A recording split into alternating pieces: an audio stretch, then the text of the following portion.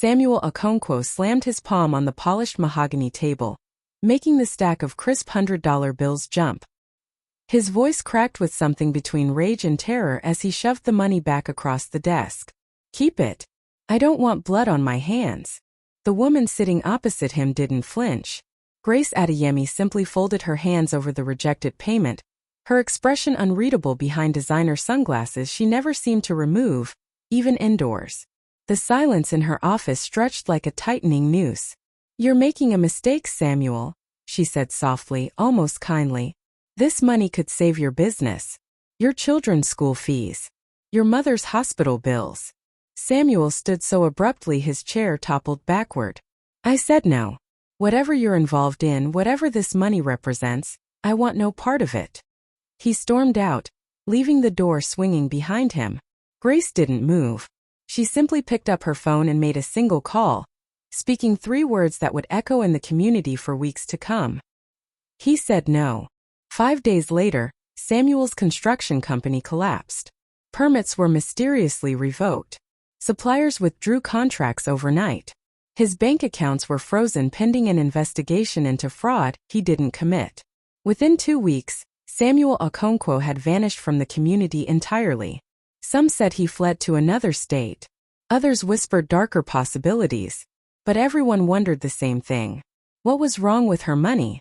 Grace Adeyemi had lived in the community for 7 years, and in that time she had become something of a legend. She was the woman who appeared at town hall meetings with solutions wrapped in envelopes.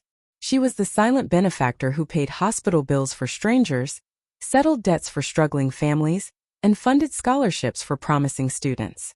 People praised her generosity in church services, thanked her in tearful Facebook posts, and called her a blessing sent from above. She lived alone in a modest but elegant home on Magnolia Street, drove a simple black sedan, and dressed in expensive but understated clothes. She spoke little, smiled less, and never discussed her past or the source of her wealth. When people asked, she would offer vague explanations about investments and inheritances, then quickly redirect the conversation by asking what they needed. And people always needed something. Margaret Nwosu had been the first to truly notice the pattern, though she didn't recognize it as one initially. Margaret worked as a receptionist at the community center where Grace often donated, and over the months, she developed a casual acquaintance with the mysterious benefactor. It started with small observations. The young couple who received money to avoid foreclosure suddenly stopped attending community events. The journalist who'd been investigating local corruption took a generous donation from Grace, and then abandoned his story entirely. The woman who'd threatened to expose a prominent businessman for assault received a substantial payment and moved to another city within days. Margaret mentioned these coincidences to her husband over dinner one evening, trying to shake off the uneasy feeling settling in her stomach. "Maybe they're just grateful," her husband said, not looking up from his plate. "Grace helps people move on with their lives." But move on from what? Margaret couldn't stop thinking about it. She began paying closer attention, keeping mental notes of who received Grace's generosity and what happened afterward. The pattern became impossible to ignore. Every gift came with silence. Every favor had an unspoken price. And those who hesitated to accept were encouraged, sometimes insistently, to reconsider. 3 months after Samuel's disappearance, Margaret witnessed something that transformed her suspicion into certainty. She was working late at the community center when she heard raised voices from the parking lot. Through the window she watched Grace speaking with David Obi, a young man who'd been vocal about suspicious activities in the neighborhood watch. Margaret couldn't hear the words, but she saw Grace hand David a thick envelope. She saw him refuse it, shaking his head adamantly. She saw Grace's pleasant expression harden into something else entirely, something cold and calculating. And then Grace leaned close and whispered something that made David's face drain of color. 2 days later, David accepted the money. A week after that, he stopped posting on social media. He stopped attending meetings. When Margaret saw him at the grocery store and tried to ask if he was all right, he looked at her with hollow eyes and said, "Just mind your business, Margaret. For your own good." The warning in his voice was unmistakable. Margaret went home that night and told her husband everything. He listened with growing alarm, then made her promise not to pursue it further. "That woman has money and influence," he said firmly. If what you're saying is true, she's dangerous. Please, Margaret. Let it go. But Margaret couldn't let it go. The question gnawed at her like a persistent ache. Where did Grace's money come from? Why did it come with such heavy strings attached? And what happened to people who tried to pull those strings? The answer began to reveal itself through Linda Okafor. Linda had been one of Grace's earliest beneficiaries in the community, a single mother struggling after a brutal divorce. Grace had appeared like an angel, offering money to help Linda start fresh, move to a better apartment, get her daughter into a good school. Linda had accepted gratefully, tearfully, calling Grace her savior. But when Margaret ran into Linda at the pharmacy, she barely recognized her. The vibrant, hopeful woman had transformed into a shell, thin and haunted, her hands trembling as she picked up a prescription for anxiety medication. Linda. Margaret approached cautiously. Are you okay? Linda's eyes darted around the pharmacy as if checking for watchers. I'm fine, she said mechanically. You don't look fine. Is there anything I can help with? Linda's composure cracked. Her eyes filled with tears, and she grabbed Margaret's arm with surprising strength. She owns me, Linda whispered. The money, it wasn't a gift. It was a chain. She knows things, Margaret. Things I did, things I'm ashamed of. She made sure I know she knows. And now I can't ever. Her voice broke completely. Before Margaret could respond, Linda released her arm and fled the pharmacy, leaving Margaret standing frozen among the aisles of medicine, her heart pounding. That night, Margaret made a decision that would change everything. She would find out the truth about Grace Adeyemi, no matter what it cost. She started carefully, asking subtle questions of people who'd received Grace's help. Most refused to talk. Some became hostile when pressed. But a few, in quiet moments away from prying eyes and ears, admitted to feeling trapped. They spoke of obligations they didn't understand until after accepting the money. They described how Grace seemed to know their deepest secrets, their worst moments, their most vulnerable truths. And they all said the same thing. Once you took her money, you belonged to her. Margaret's investigation took a dramatic turn when she met Pastor Solomon Adelik. The pastor had recently retired and moved to a smaller congregation in a neighboring town. Margaret tracked him down after learning he'd been one of the few people to publicly refuse Grace's donation to his former church. The pastor invited her into his small home, his expression grave as she explained why she'd come. He listened in silence, then rose without a word and retrieved a folder from a locked drawer. I've been waiting for someone to ask these questions, he said, handing her the folder. I couldn't stay silent anymore, but I was too afraid to speak openly. This is everything I managed to find before I left. Margaret opened the folder with shaking hands. Inside were bank statements, photocopied documents, printed emails, and handwritten notes. As she read, the room seemed to tilt around her. The scope of what Grace had built was staggering and sickening. Grace Adeyemi's money came from darkness.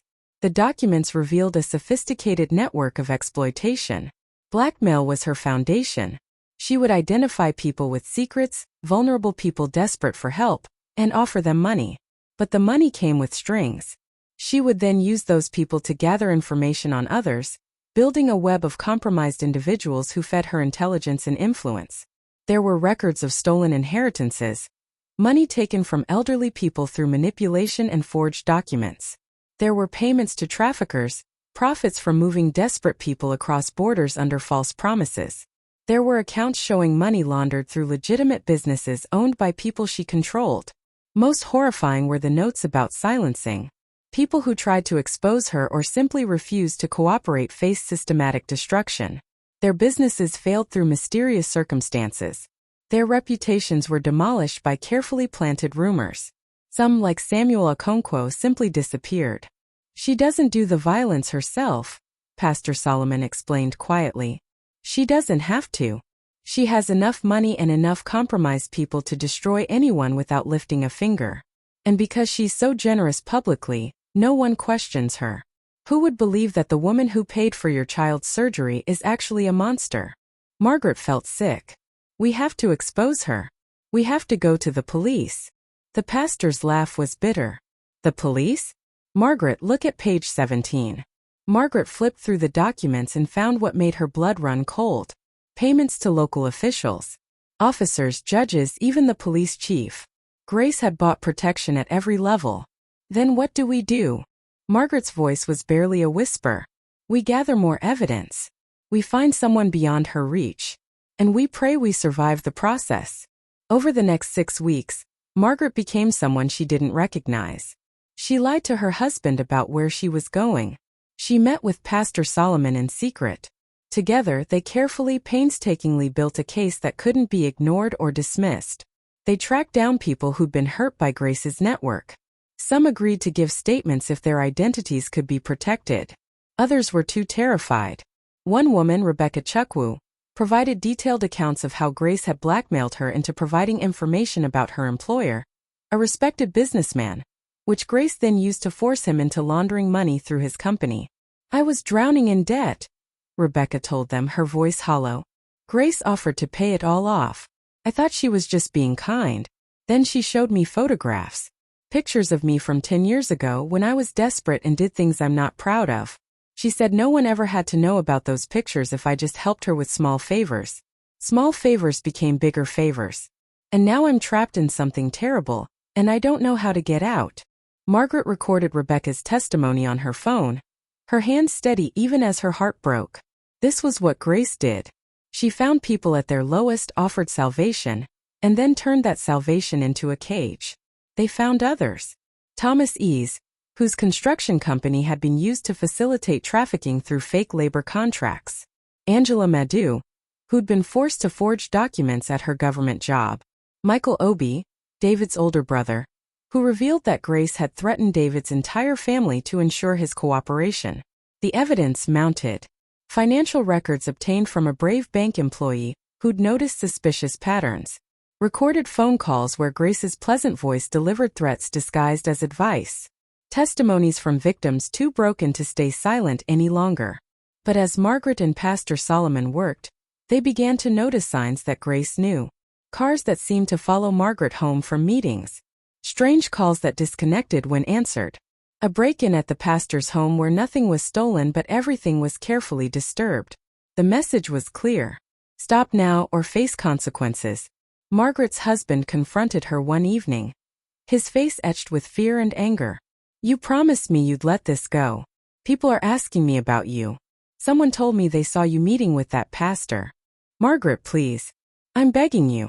Whatever you're doing, stop before it's too late. Margaret looked at the man she loved and felt the weight of her choice. I can't stop, she said simply. Too many people have suffered. If I stop now, it continues forever. And if you don't stop, we might lose everything. Have you thought about that? Have you thought about our children? That's exactly who I'm thinking about, Margaret replied, her voice stronger than she felt. I'm thinking about the kind of world I want them to grow up in. One where people like Grace Adeyemi can't buy silence with blood money. Her husband stared at her for a long moment, then walked out of the room. The door to their bedroom closed with a finality that made Margaret's chest ache. But she couldn't stop now. She was too close. The breaking point came on a Wednesday afternoon. Margaret was at the community center, pretending to work while actually organizing her evidence, when Grace walked in. Their eyes met across the room, and Margaret felt ice spread through her veins. Grace approached slowly, her footsteps precise on the linoleum floor.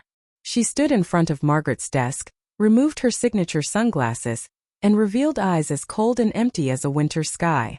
Margaret Nwosu, Grace said softly. We need to talk. Margaret's mouth went dry. I'm busy right now. No, you're not. Grace pulled an envelope from her handbag and placed it on the desk. This is for you. $50,000. Consider it a thank you for all your hard work here at the community center. Margaret didn't touch the envelope. I don't want your money. Everyone wants my money, Margaret. That's what makes the world turn. Grace leaned forward, her voice dropping to a whisper. I know what you've been doing. I know about the pastor. I know about the people you've been talking to. And I know about your husband's gambling problem that he thinks you don't know about. I know about your daughter's scholarship application, and how competitive it is. I know about your mother's memory care facility, and how expensive it's becoming. Margaret's blood turned to ice. Are you threatening me? I'm educating you, Grace replied, straightening. I'm showing you that I know everything about everyone. That's my gift. And I'm offering you a choice. Take the money, go home, and forget whatever foolish investigation you think you're conducting. Or refuse, and watch your comfortable little life disintegrate. Margaret stood, her legs trembling but her voice steady. I'm not taking your money. And I'm not stopping. Grace's expression didn't change, but something flickered in those cold eyes. Surprise perhaps. Or respect. You're braver than most, Margaret. Or more foolish. Time will tell which. She turned and walked toward the door, then paused. Without looking back, she said, Your husband's gambling debt is with some very unpleasant people. It would be a shame if they suddenly decided to collect. Think about that before you make your final decision. After Grace left, Margaret collapsed into her chair, shaking. The threat was explicit now. Grace would destroy her family to protect her secrets. Margaret had to move fast. That evening, Margaret and Pastor Solomon made copies of everything and sent packages to 3 different journalists in 3 different cities, along with federal investigators who operated outside local jurisdiction. They included a detailed letter explaining Grace's network, naming names, providing evidence, and making it clear that if anything happened to them, the story would still break. Then they waited. 2 days passed. Margaret barely slept, jumping at every sound. Her husband moved through the house like a ghost, not speaking to her. Her children asked why Mommy seemed scared. She told them everything would be okay, praying it was true. On the 3rd day, everything exploded. The federal investigators arrived at dawn, coordinating with state police to arrest Grace Adeyemi and 17 others involved in her network. The raids were swift and overwhelming. Evidence was seized from homes, offices, and safe deposit boxes. People were taken into custody before they could destroy records or flee. Grace was arrested at her home, still wearing a silk nightgown, her face finally showing emotion as agents read her rights. Shock, rage, and something else. Fear. The story broke on local news within hours and went national by evening. The scope of Grace's operation stunned everyone. Years of exploitation, blackmail, trafficking, and financial crimes were laid bare. Victims came forward once the dam broke, hundreds of them, each with stories of how Grace's money had become a trap. The community reacted with a mixture of shock, denial, and horror. Some refused to believe it. Grace had been so generous, so kind. How could someone who helped so many be so evil? But as more evidence emerged, as more victims spoke, the truth became undeniable. The woman they'd praised as a blessing had been a predator all along. Margaret watched the news coverage from her living room, feeling numb. Her husband sat beside her, his hand finding hers, squeezing gently. An apology and a thank you wrapped into one gesture. You did the right thing, he said quietly. I know, Margaret replied.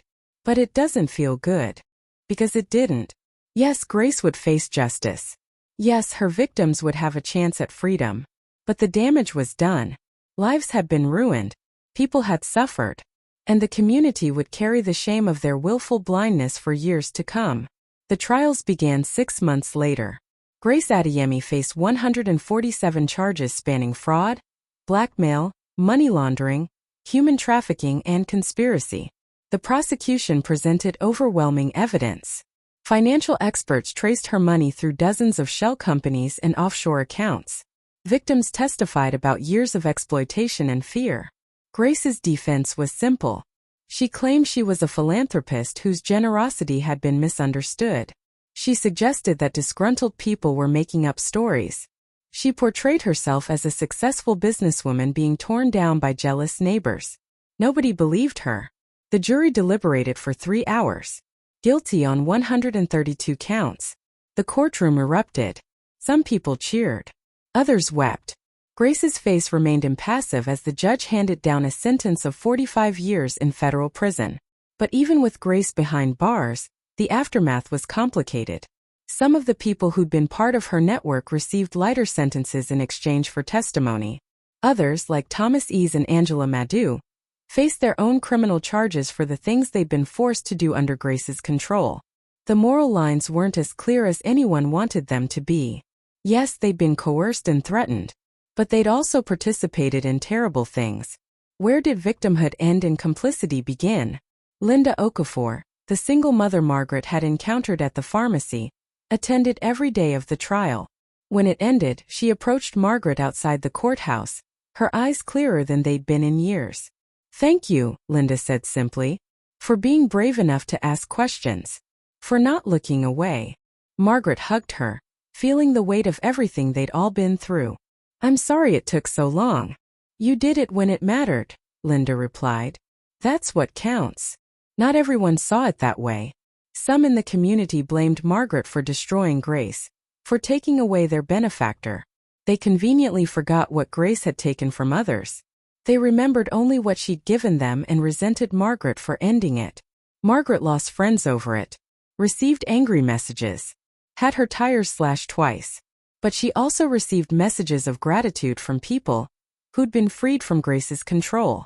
Parents whose children Grace had helped, who now understood the cost of that help and wanted to make amends. Pastor Solomon Adel-Eek returned to the community and held a special service 6 months after the trial. He spoke about complicity, about how evil flourishes when good people choose comfort over truth. The church was packed. Some people came to pray. Others came to find absolution for their silence.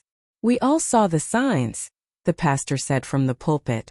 "We all had moments of doubt. But Grace's money made our lives easier, so we chose not to question. We chose not to see. And that choice has consequences.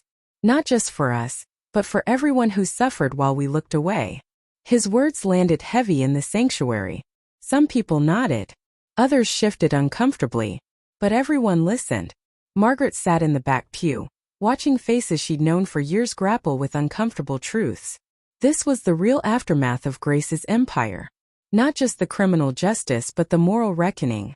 The community had to face what they'd allowed, what they'd enabled, what they'd benefited from. Money without transparency is dangerous. Generosity without accountability is manipulation. And silence bought with cash always demands payment eventually. Those were the lessons carved into the community's consciousness now. Painful lessons learned through suffering and shame. A year after Grace's conviction, Margaret visited Samuel Okonkwo. She'd finally tracked him down in a small town 3 states away, living under a different name. When she knocked on his door, he answered with suspicion that melted into recognition. "Margaret? How did you find me?" "It took work," she admitted.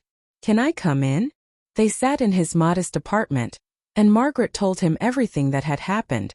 Samuel listened in silence, his expression cycling through emotions he couldn't quite name. "I knew," he said finally. "Not the details, but I knew something was wrong with her money. I could feel it, like it was stained somehow." He looked at his hands. "Refusing her cost me everything. My business, my reputation, my life here. But I'm still here. I survived." "You did more than survive," Margaret said. "You were the first person brave enough to say no publicly. You started something, even if you didn't know it." Samuel smiled sadly. "I'm not a hero, Margaret. I'm just a man who ran away." "You're a man who trusted his instincts," Margaret corrected. "That takes courage too." They talked for another hour, filling in pieces of a story that had consumed them both. When Margaret left, Samuel walked her to her car. "Will you come back?" he asked. "To the community?" Samuel looked toward the horizon, considering. "Maybe someday, when enough time has passed. When I can walk down those streets without feeling afraid." He turned back to her. "But not yet." Margaret understood. Some wounds needed time to heal. The community center created a memorial wall for Grace's victims. Names of people who'd been exploited, trafficked, silenced, or destroyed. It was a stark reminder of the cost of complicity. Margaret stood in front of it during the dedication ceremony, reading names of people she'd never met, but whose suffering had funded the community's comfort. Her daughter stood beside her, now old enough to understand what her mother had done and why. "Are you proud of yourself?" her daughter asked. Margaret considered the question carefully. Pride seemed like the wrong word. Relief, maybe. Satisfaction that justice had been done. But also sadness for everything that had been lost. "I'm proud that I didn't look away," Margaret finally answered. "I'm proud that when it mattered, I chose truth over comfort. That's all any of us can do." Her daughter nodded, absorbing this. Then she asked the question that hung over everything. Could it happen again? Could someone else like her come here? Yes, Margaret said honestly. Which is why we have to stay vigilant. Why we have to ask questions even when answers are uncomfortable. Why we can never let money blind us to suffering again. It was the hardest lesson but the most important one. Evil doesn't always announce itself with obvious malice.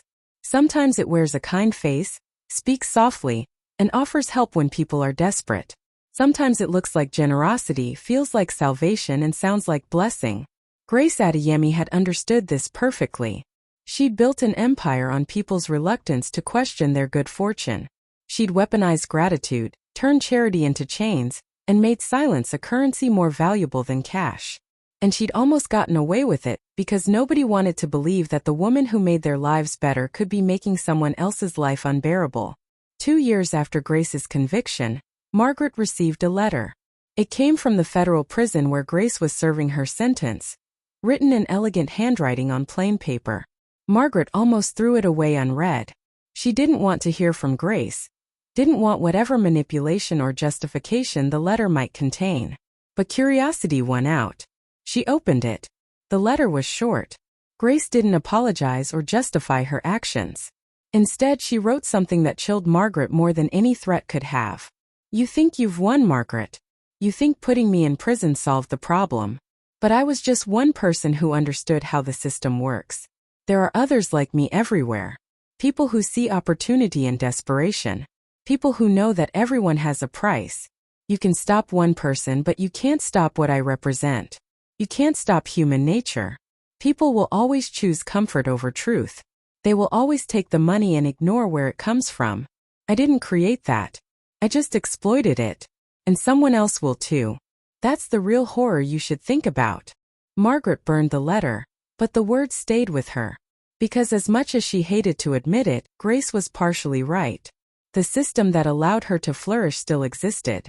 The desperate circumstances that made people vulnerable hadn't disappeared. The human tendency to look away from uncomfortable truths remained. But Grace was also wrong about something important. People could change. Communities could learn. And vigilance, while exhausting, was possible. Margaret thought about this as she drove past Grace's former house, now seized by the government and sold at auction. A new family lived there now, unaware of the darkness that had once resided within those walls. Maybe that was how it should be. New beginnings built on top of old nightmares. The community still struggled with its past. Town meetings now included strict transparency requirements for all donations and community funds. People were more skeptical of generosity that seemed too good to be true. And whenever someone offered help with no apparent strings attached, others asked the hard questions. Was it perfect? No.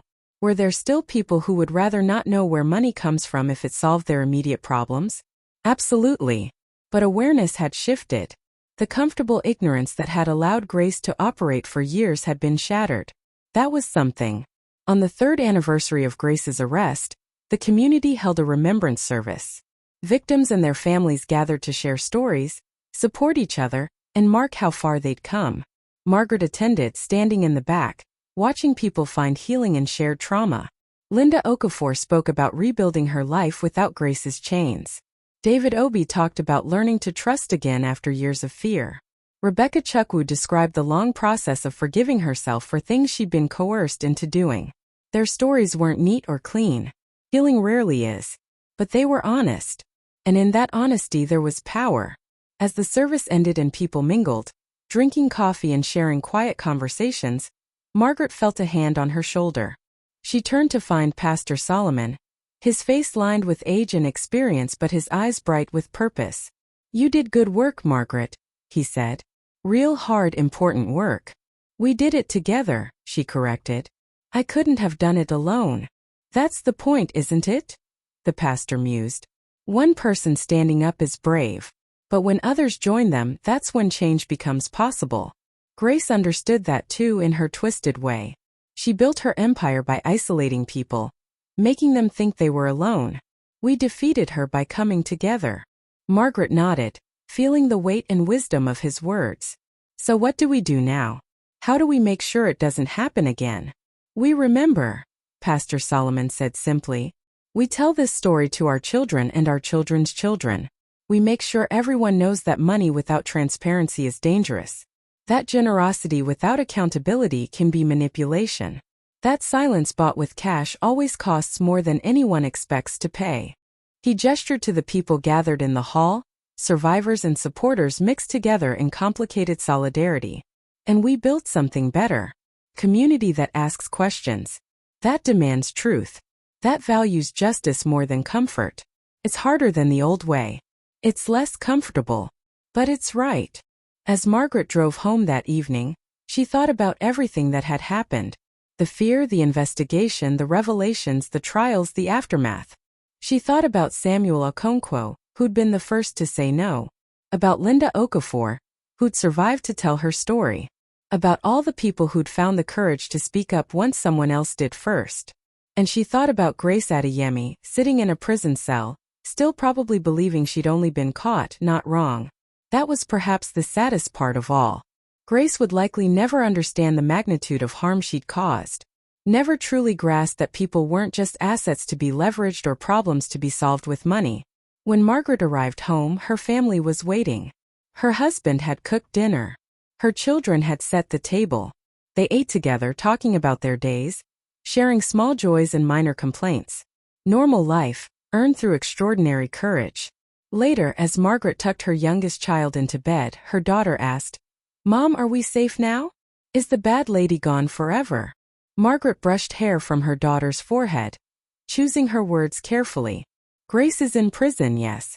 But safety isn't just about one person being gone. Safety comes from people being brave enough to ask questions and speak truth, even when it's scary. From communities that protect each other. From never letting money make us forget what matters. Like you did, her daughter said simply. Like I tried to do, Margaret corrected. And like I hope you'll do if you ever need to. The world needs people who won't look away from hard truths. Her daughter considered this with the seriousness only children can muster. Then nodded. Okay, I'll try.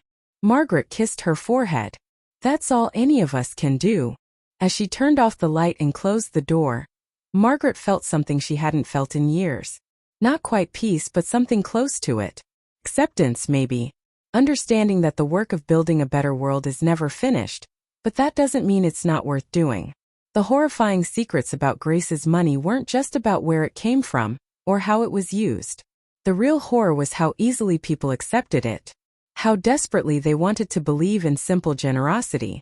How readily they traded their questions for comfort. That was the lesson that mattered most. The one that needed to echo beyond this community, beyond this story. Because Grace Adeyemi wasn't unique. The circumstances that created her weren't rare. And the temptation to look away from uncomfortable truths in exchange for material comfort exists everywhere. Always. So the story couldn't end with Grace's arrest or conviction. It had to end with a challenge. A question posed not just to the people in this community, but to everyone who hears this tale. When money appears in your life without clear explanation, do you ask where it came from? When someone's generosity seems too perfect, do you question their motives? When accepting help means staying silent about wrongdoing, do you have the courage to refuse? These aren't easy questions. The answers come with costs. Samuel Okonkwo lost everything before being vindicated. Margaret risked her family and safety for truth. Everyone who stood up paid a price. But the alternative, the cost of silence and complicity, is always higher. It's just paid by someone else. Someone vulnerable. Someone desperate. Someone whose suffering funds someone else's comfort. Grace Adeyemi knew this. She built an empire on it. And somewhere out there, others are doing the same thing right now, counting on people to choose comfort over truth. The question is, what will you do when faced with that choice? Will you take the money and look away? Will you ask the hard questions even when answers are frightening? Will you stand up when standing up costs something? The answer to that question determines not just individual character, but the kind of world we all live in. A world where Grace Adeyemi's flourish, or a world where they're stopped before they can destroy hundreds of lives. Margaret Nwosu made her choice. She chose truth over comfort, justice over safety, courage over complicity. It cost her friendships, peace of mind, and years of her life. But it also saved countless people from continued exploitation, and showed a community that change is possible when ordinary people refuse to stay silent. That's the real ending to this story. Not neat, not comfortable, but honest. A reminder that evil doesn't just exist in the hearts of monsters like Grace. It exists in every moment we choose not to see, not to question, not to act. And it's defeated not through grand heroic gestures, but through ordinary people doing the hard, uncomfortable work of demanding truth and standing up for what's right. So if you found this story compelling, if it made you think or question or consider your own choices, that's good. Share it. Talk about it. Let it spark conversations about transparency, accountability, and the true cost of money that comes with unspoken strings. Leave a comment sharing your thoughts. Would you have taken Grace's money? Would you have questioned where it came from? Would you have had the courage to refuse, to investigate, to stand up? Be honest. The question isn't meant to judge, but to provoke thought. And if this story resonated with you, if you think others need to hear it, subscribe to this channel. Because stories like this matter. They remind us that ordinary people can make extraordinary differences. That courage doesn't mean being unafraid. It means acting despite fear. That the work of building a just world never ends, but it's always worth doing. The horrifying secrets about Grace's money have been revealed, but the lessons they teach are ongoing, challenging, and necessary. Don't look away from them. Don't let comfort make you complicit. And never forget that silence, like money, always comes with a price. Thank you for listening to this story. Thank you for caring enough to hear it through. Now go forward and remember. Question the money that seems too good to be true. Stand up when others are being silenced. Be the person who asks hard questions even when answers are uncomfortable. Be the Margaret in your community. Be the Samuel who says no to blood money. Be the person who refuses to trade truth for comfort. Because somewhere, right now, another Grace Adeyemi is counting on people to stay silent. Don't give her that satisfaction. Speak up. Question. Act. And together, maybe we can build a world where horrifying secrets can't hide behind generous smiles and blood money.